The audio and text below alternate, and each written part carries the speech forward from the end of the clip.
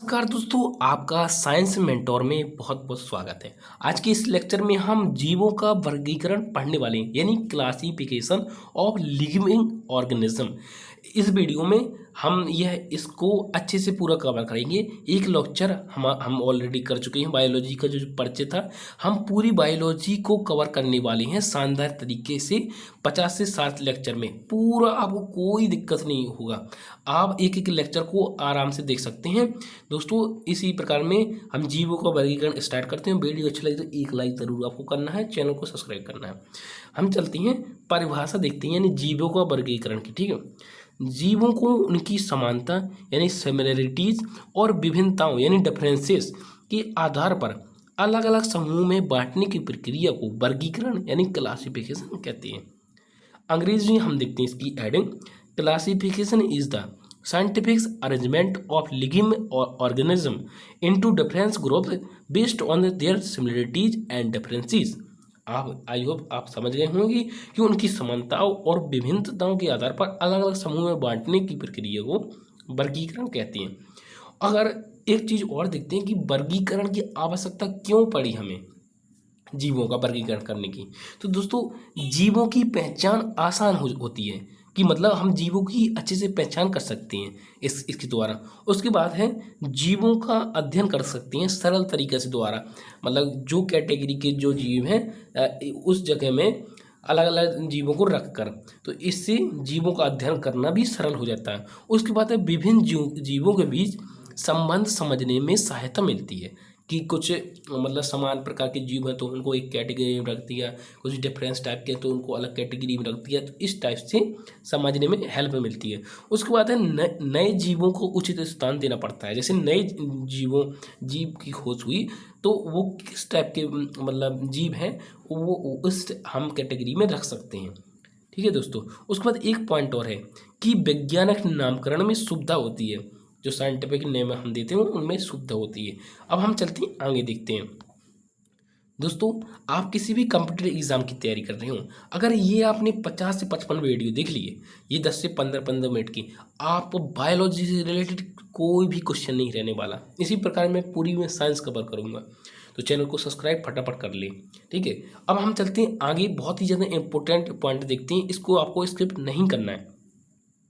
वर्गीकरण के जनक दिखते हैं, यानी फादर ऑफ क्लासिफिकेशन के। मतलब अगर आपसे पूछे अरस्तु जो थे वो कौन थे, ये जीव विज्ञान एवं प्रारंभिक वर्गीकरण के जनक थे, आपको ध्यान करना है। उसके बाद हम आगे देखते हैं। अगर आपसे पूछ ले कैरोलस लिनियस वो किसके जनक थे, तो ये आधुनिक वर्गीकरण यानी मॉडर्न टैक्सोनॉमी के जनक थे। ये सीधा सीधा पूछता है कि टैक्सोनॉमी के जनक कौन थे, तो कैरोलस लिनियस आप जवाब देंगे। ठीक है, ये परीक्षा में दो बहुत बार पूछे गए हैं, एक इसको आपको स्किप नहीं करना। कंप्यूटर एग्जाम के लिए बहुत ही ज़्यादा यूजफुल है। एसएससी आरआरबी किसी भी कंप्यूटर एग्जाम की तैयारी कर रहे हो आप। ठीक है, महत्वपूर्ण परीक्षा के लिए इंपॉर्टेंट मैं कुछ फैक्ट बताता हूँ। लीनियस ने द्विनाम पद्धति की शुरुआत की। अगर आपसे पूछ ले कि द्विनाम पद्धति की शुरुआत किसने की, यानी कि बायोनॉमिकल नॉमेनक्लेचर की, तो मतलब कैरोलस लीनियस आप जवाब देंगे। उसके बाद वैज्ञानिक नाम दो शब्दों का होता है, यानी पहला जो वंश को डिनोट करता है, दूसरा वो जाति को डिनोट करता है यानी स्पीसीज को। यानी मानव, मानव यानी होमोसैपियंस। ठीक है, तो जो पहला वर्ड है वो वंश को डिनोट करता है, जो दूसरा वर्ड है वो स्पीसीज को डिनोट करता है। उसके बाद एक आम का भी है, जैसे कि मैगोफेरा इंडिका होता है, मैगीफेरा इंडिका। ठीक है, अब हम देखते हैं आगे चीज़ों को। ये आपको वेरी वेरी इंपॉर्टेंट लगाना है, एक भी आपको पॉइंट को स्किप नहीं करना है, सारे में इसमें इंपॉर्टेंट है।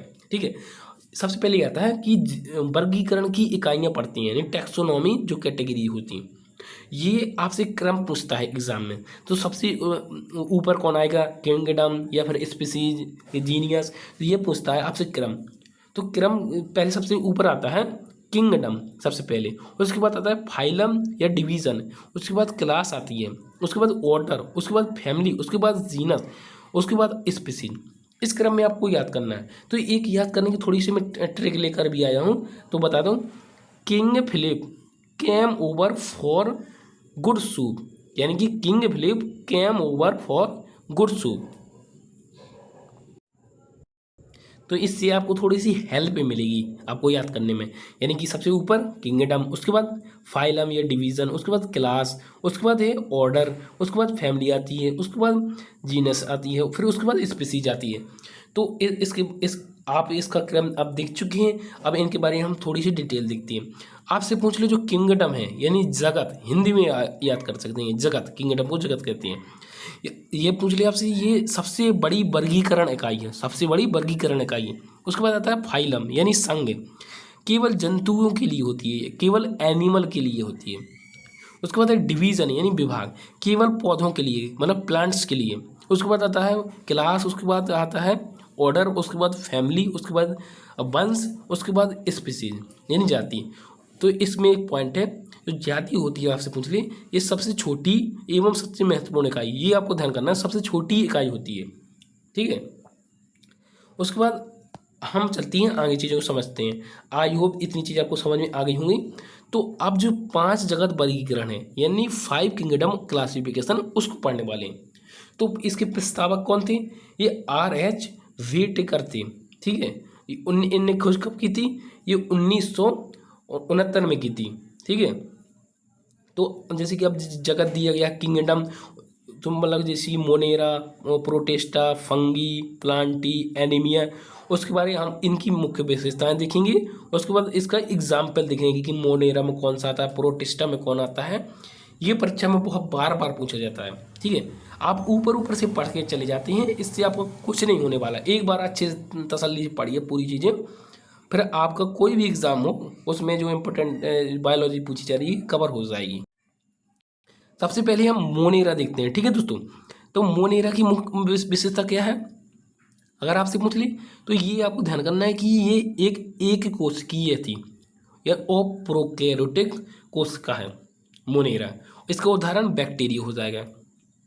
उसके बाद प्रोटिस्टा कुछ विशेषताएं दिखती हैं, ये एक कोशिकीय है और यूकेरियोटिक कोशिका है।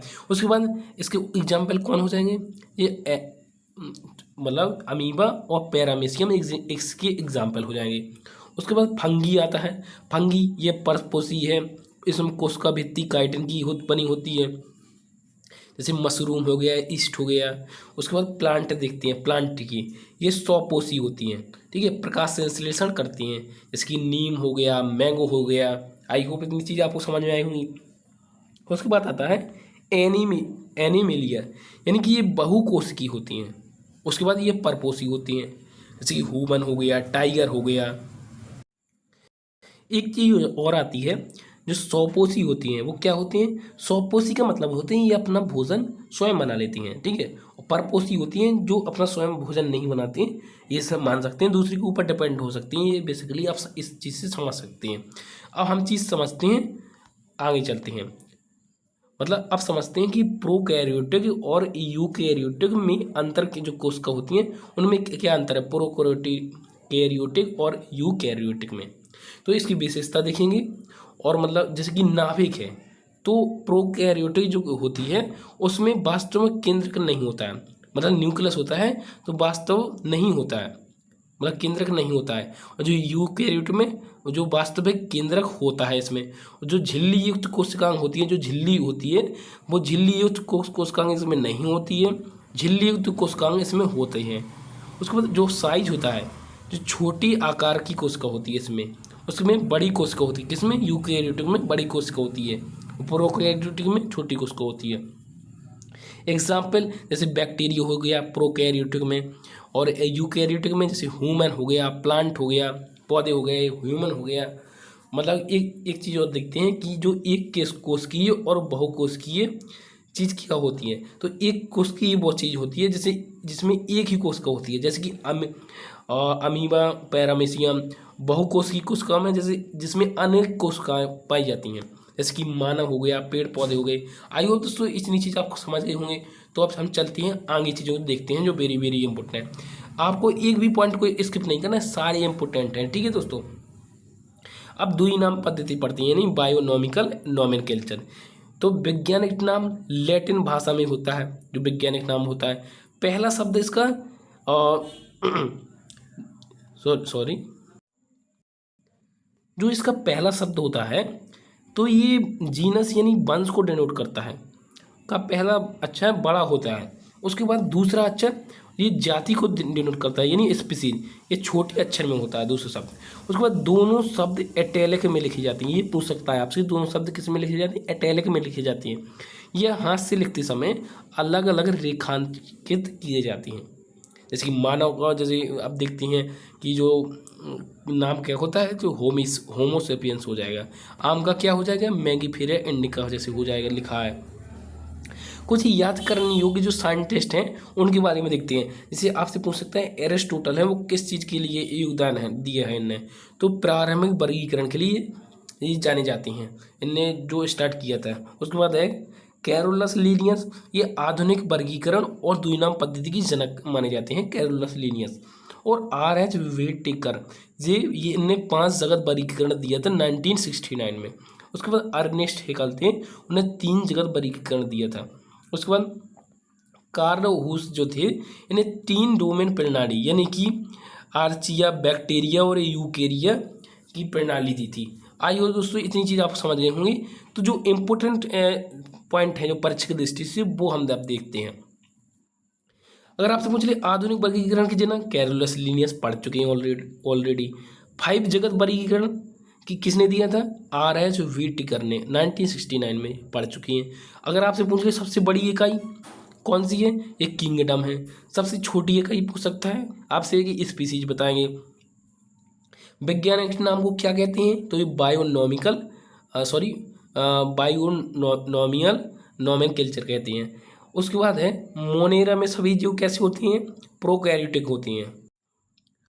उसके बाद एक पॉइंट और, प्रोटिस्टा से जो एनीमिया तक होती हैं वो किसके बने होते हैं? जो यूकैरियोटिक कोशिका के बने होते हैं। उसके बाद जो फंगी की कोशिका भित्ति होती है वो काहे की बनी होती है? ये काइटिन की बनी होती है। ध्यान करना है आपको, ये बार बार ये जो PYQ है, प्रीवियस ईयर क्वेश्चन है, उनमें ये पूछे गए हैं। ठीक है। उसके बाद जो प्लांट की कोशिका भित्ति होती है वो किसकी बनी होती है? वो सेलुलोज की बनी होती है। ये 2 क्वेश्चन तो बार बार पूछे गए हैं। ठीक है। एक और क्वेश्चन आ जाता है कि पौधों में फाइलम के स्थान पर क्या प्रयोग होता है? तो क्या प्रयोग होता है? ये डिवीजन प्रयोग होता है, यानी विभाग प्रयोग होता है।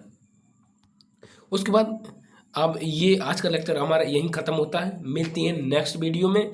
इसी प्रकार हम पूरी बायोलॉजी ख़त्म करेंगे। तो वीडियो अच्छी लगी तो एक लाइक करें। मिलते हैं नेक्स्ट वीडियो, तब तक के लिए धन्यवाद।